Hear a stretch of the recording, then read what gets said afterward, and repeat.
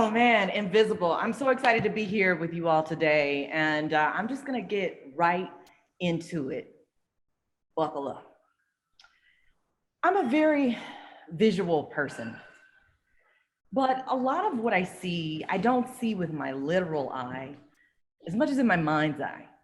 In fact, I don't see much at all with my literal eyes, other than fuzzy, blurry outlines. My mom says that she ate carrots her entire pregnancy from the Piccadilly on Airport Boulevard. But truth be told, when I tell you, if I were to take out these glasses, I wouldn't be able to see anything, including myself. I'm not exaggerating. I can remember my dad saying, "Is Jordan sitting really close to the television?" And I can also remember me squealing in absolute delight when I could finally see the leaves on the trees. I had so many glasses growing up, y'all. My God, they were expensive. I'm talking $500 here, $400 there. Extra to thin the lenses, extra for your prescription sunglasses, because you know you need those. Extra to clean them, extra to fix them once you bent them. Why I gotta pay to fix them? You know I'm gonna bend them. I always bent my glasses. And even at the fine age of 33, I was still in the habit of leaving my glasses upside down on my nightstand, lenses down first. Now, who in the 33 years of living on the planet would put their prescription fabulous glasses down, lenses first? Me. While I was rushing to put on my contacts and go to a tumbling class on a mostly empty stomach, a class that was ultimately canceled. So it's no secret that I didn't appreciate, and in fact, I hated every pair of glasses that I ever had. Glasses my mama bought with her hard-earned money. Glasses my mama styled to perfection with bangs that were carefully bumped and then pressed onto my forehead with hairspray and a scarf. I couldn't wait to escape those glasses and get another pair of visible makers, as I like to call them. But before I got there, I had to pass through the red sports glasses moment. Let me tell you about that. It was an iconic moment of Southern Alabama dance history where I blessed dance competitions not only with great moves, but with red wrap around the head prescription sports lenses. As we say in the South, it was a sight. You see, I wasn't old enough to get contacts, and I couldn't dance without my glasses falling off. So, sports glasses were where we landed. They became a sort of a nickname for me too. I remember at one dance competition, the crowd was choosing people to do the number, and they said that they wanted the girl with the red sports glasses to do it. So I did. Tragically, although I stood out so bright redly, there were many things about me that couldn't be seen. They were invisible, if we will.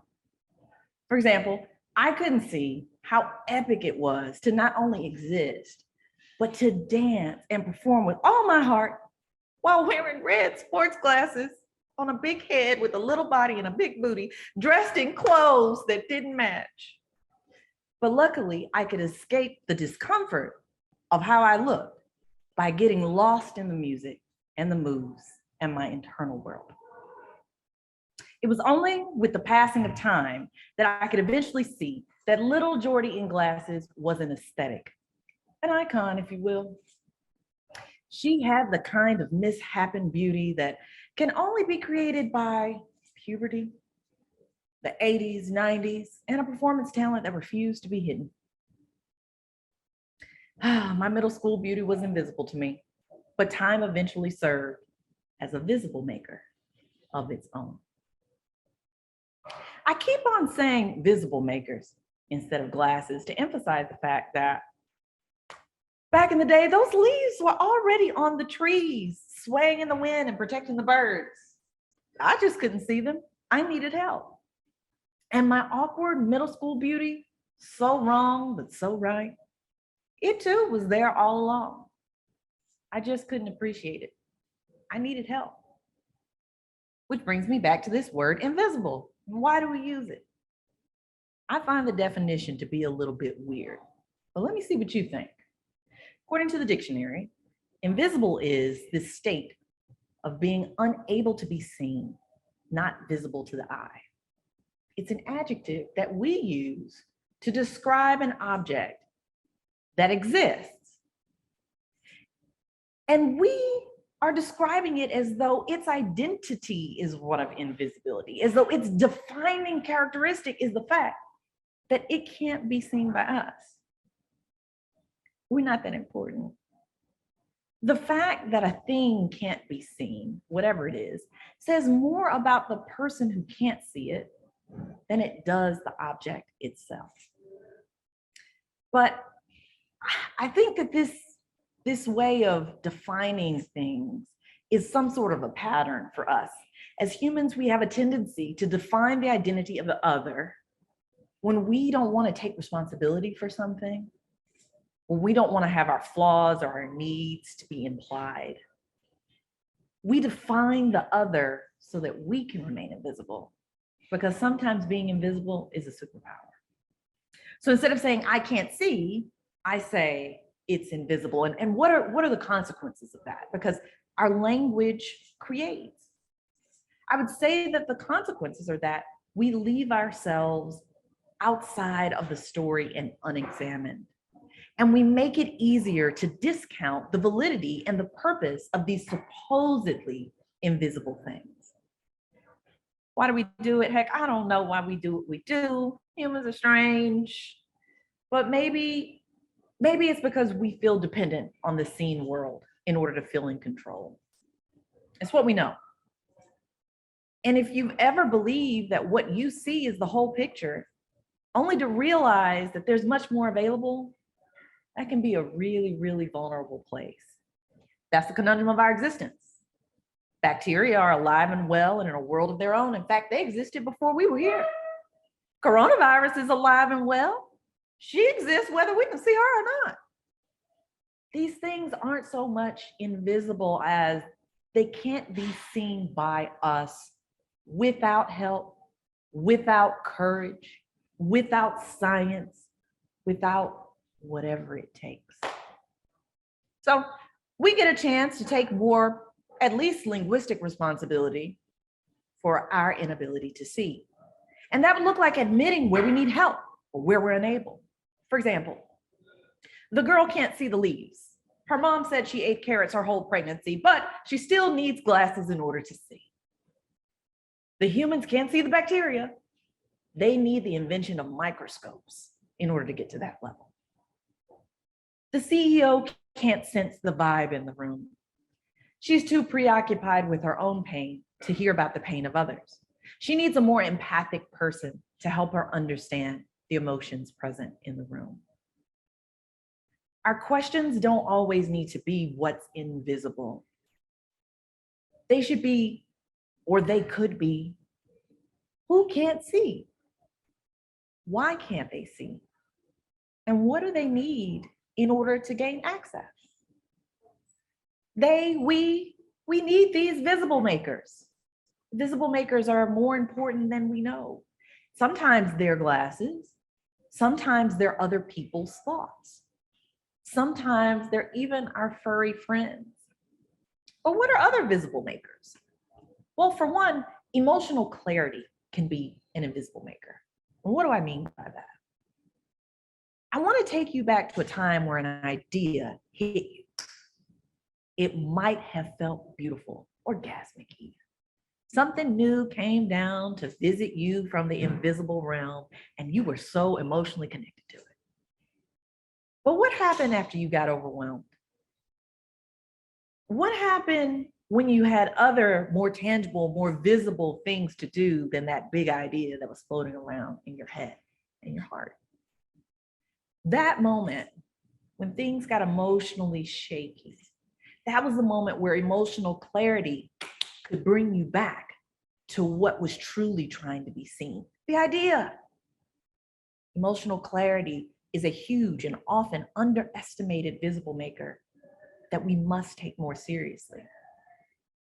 Presence can also be a visible maker.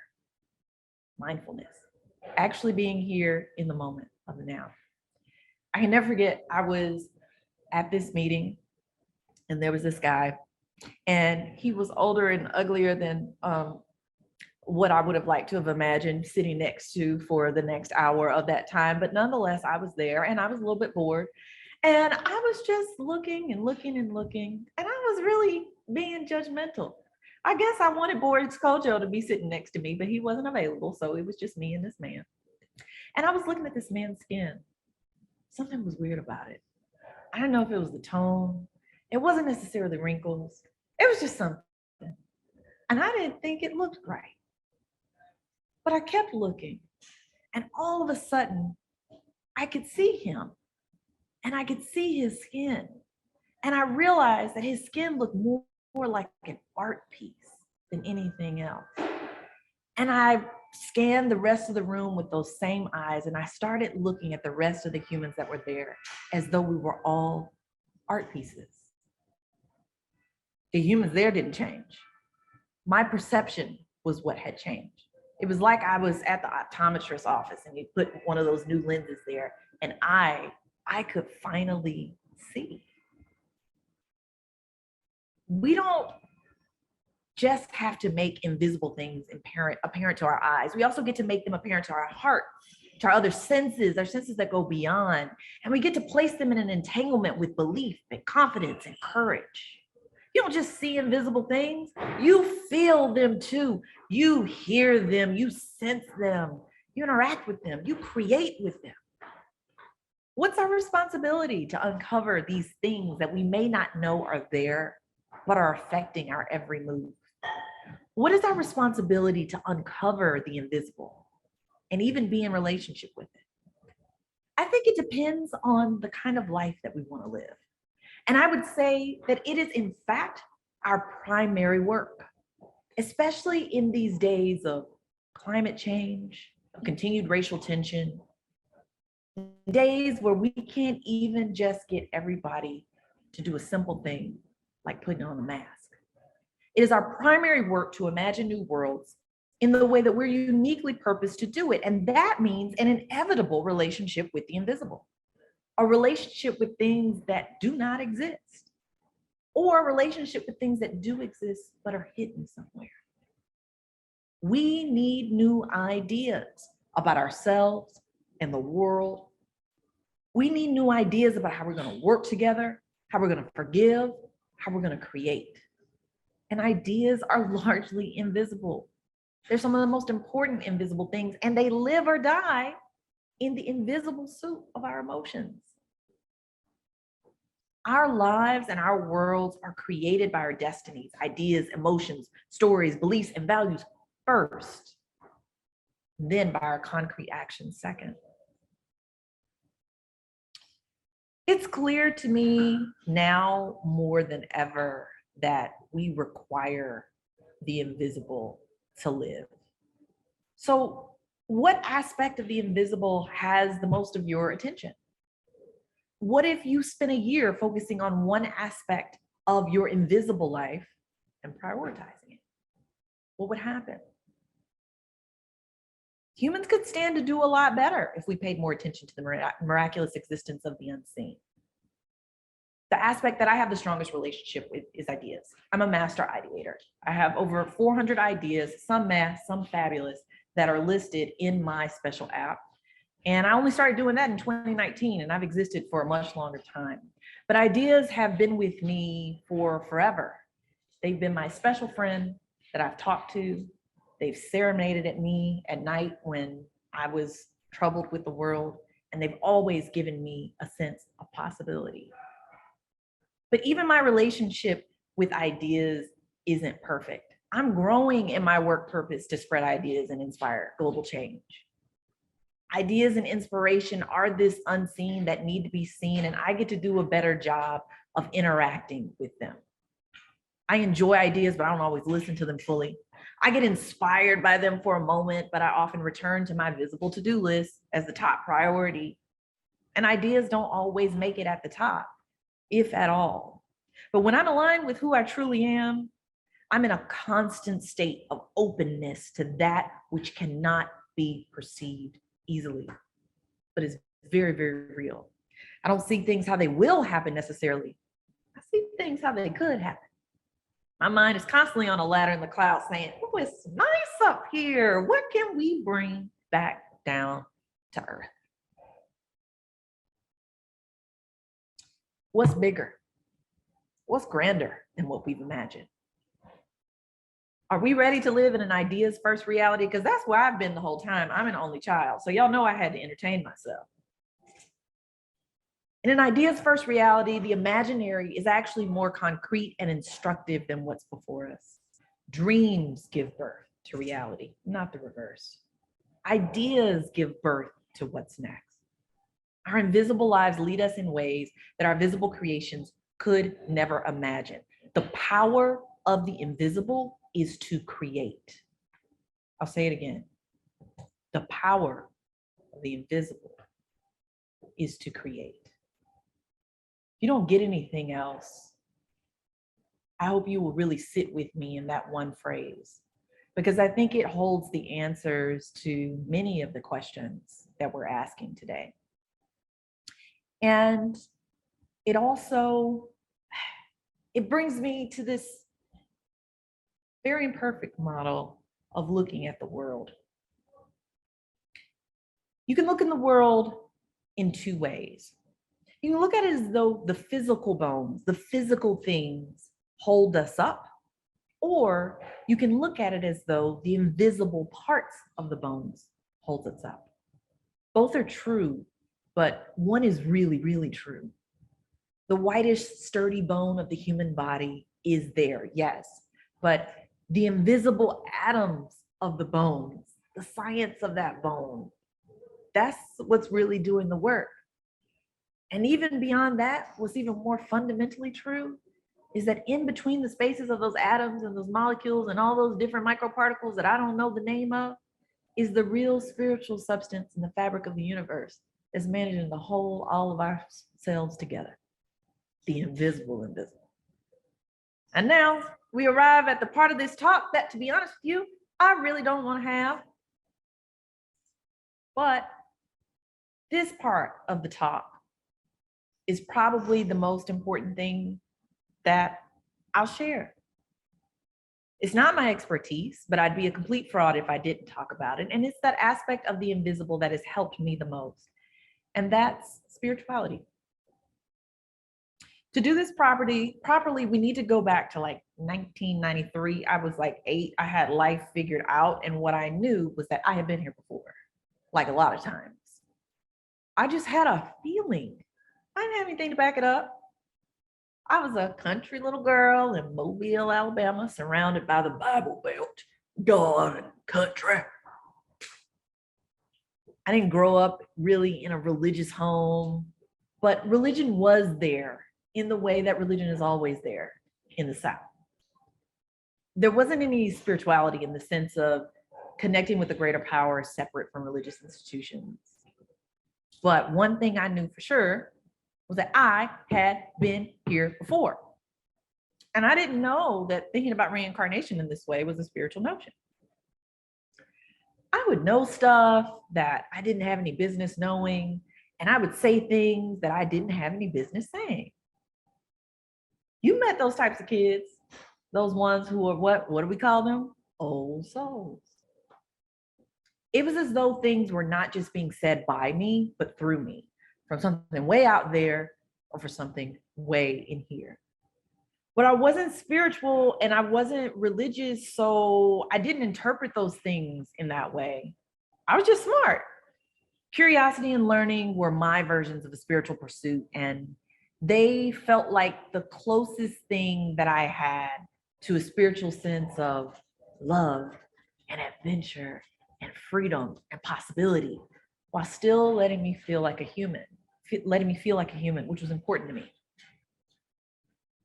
One of my most pure curiosities is language learning. I have a goal to learn 7 languages, and I'm about 2.75 along the way.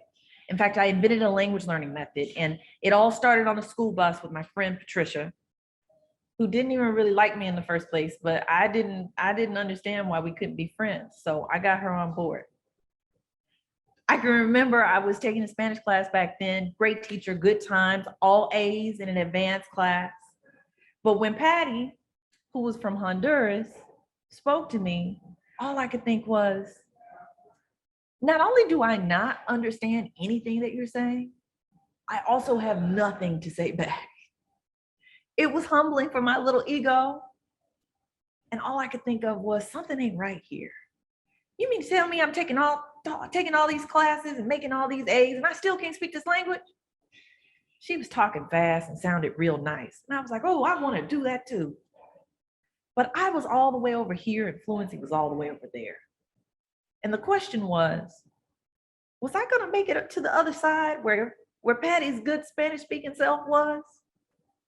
That's when it happened. And by it, I mean, I asked myself one of the best questions that I've asked in my life. What would a class that was specifically designed for speaking a language look like?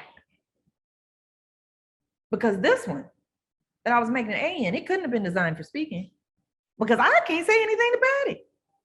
And the questions kept coming. My mind was walking around the problem and possibilities, was checking out all the angles. What would a class that was specifically designed for speaking look like? What is a conversation? What is speaking? What's the role of brain capacity here? If speaking a language were an equation, what would it be? How do you say a single sentence? Like, what are the parts? Is speaking a language more tactical or more psychological? I was a brain ninja and I was in the flow. Over the course of my time with Patty, I ran several experiments and eventually it worked out. Ahora yo puedo hablar en español. I'm not perfect in the language, but heck, I'm not perfect in English. There are words I don't know in both, but I reached a level where I could handle myself and my life in that language, and it feels so good. And what I learned is that language was another tool to learn more about the invisible, that speaking wasn't just vocab and grammar. Speaking was something like this: intention, flow, personality, willingness, allowingness, surrender, and even love. Those things that were largely invisible created the house in which to put the visible vocab and grammar and figure your way out in another language. In the middle of every sentence, it's interesting that you also meet the invisible parts of yourselves. Specifically, you meet your psychology, you meet your judgments, your insecurities, your worries, your determination, or even your sense of playfulness and ease if you decide to go that route. The invisible parts of you. Intellectually, in that moment when I was with Patricia and I first opened up what would be the door to inventing that language learning method, I was exploring, I was thinking, I was curious, but truly there was another invisible force that guided me that day, those months, those years, and it was my soul. I was thinking through the lens of my soul. The soul is invisible, but it's also a visible maker. It makes life clear if you listen to it and look through its perspective. Before learning Spanish, I'd always been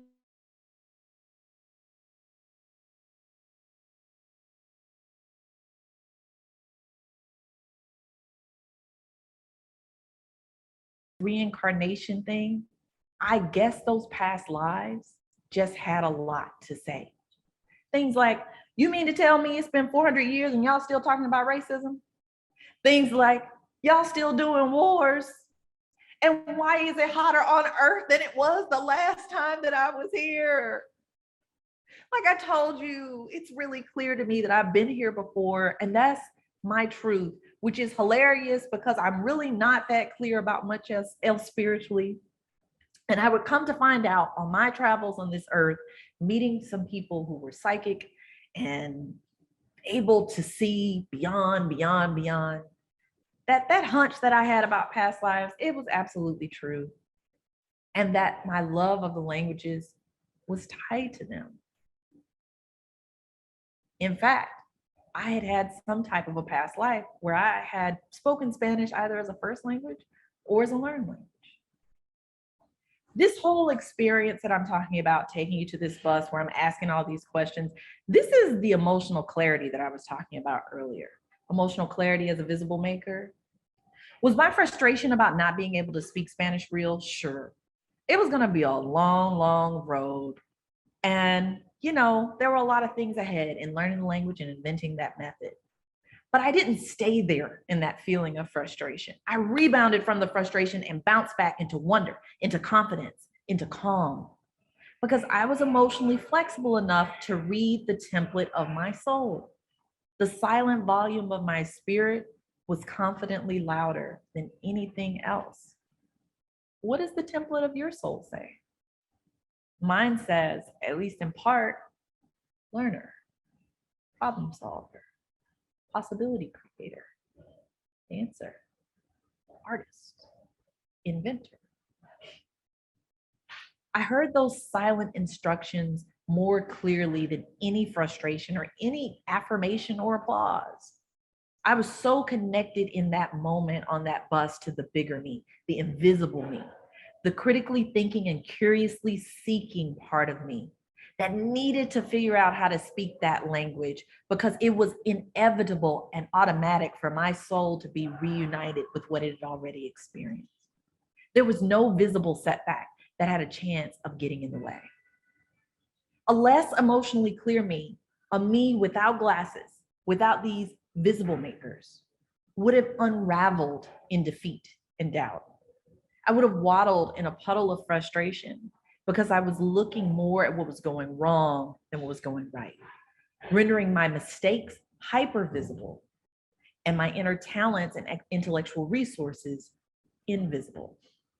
Not just at the level of not being able to be seen, but at the level of not being able to be accessed, rendered null and void, disconnecting me from me, and instead binding me to a pitiful feeling.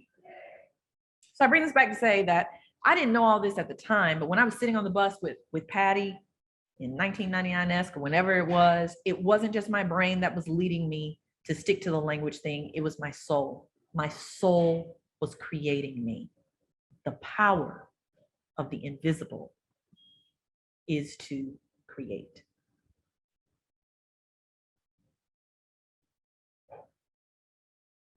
Humans, we have a strong relationship with the invisible. It's just largely unacknowledged. Yes, we may not see, but we can feel, and we can hear, and we can imagine, and we can sense, and we can believe, and we can have experiences that science may not be able to explain now, but eventually it'll catch up to them. We require the invisible in order to live. Think of your world without oxygen, air, microbiomes. Think of your world without happiness or sadness or curiosity or anger. Pretty bleak, huh? These tiny, tiny non-seeables power us. And fortunately, they don't need our acknowledgement in order to do their job. The invisible world doesn't depend on us to be real. We depend on it to exist. But all is not lost because that which cannot be seen at first, for now, with these tools, with these people, can be perceived. That perception on its own is powerful. So, are you going to take the act of courage of hanging out with the invisible? Your own emotions, your own ideas, your own visions, that of others? It's a commitment to remembering that the multidimensional world just is. No need to go any further. We start out with a clear and vibrant relationship with the invisible. Imaginary friends are regular and normal parts of our lives. My first imaginary friend's name was Shakamani, and he was great. There's a quote that says that it's good for kids to hang out with elders because the kids have information from the other side that the elders are going to need once they come back. And I can't help but think that that transmission is invisible too. We need more things like that. I hope that you'll spend more time with the invisible come hang out with me. I host something called Ideas World, and we hang out with ideas and we let the ideas give the keynotes and the talks instead of whatever our plans were that we were on the side. Ideas World is a space for the unabashed love for ideas where you don't have to produce anything, but you also don't have to not produce anything. It's more of a yes space than a no space where what you see in your mind's eye is valued and valuable. I hope that you'll spend more time with the invisible. I hope you'll spend more time with the visible makers and the invisible worlds that they reveal. I wish you so much fun with breath and bacteria and God and spirit guides and angels and heartbeats and ideas and inspiration, and connection and love and music, because that's what's going to give you access to the magical, wonderful world where all things can be seen. As long as you're willing, as long as you're able, as long as you have the right people, and definitely if you have red sports glasses. Thank you.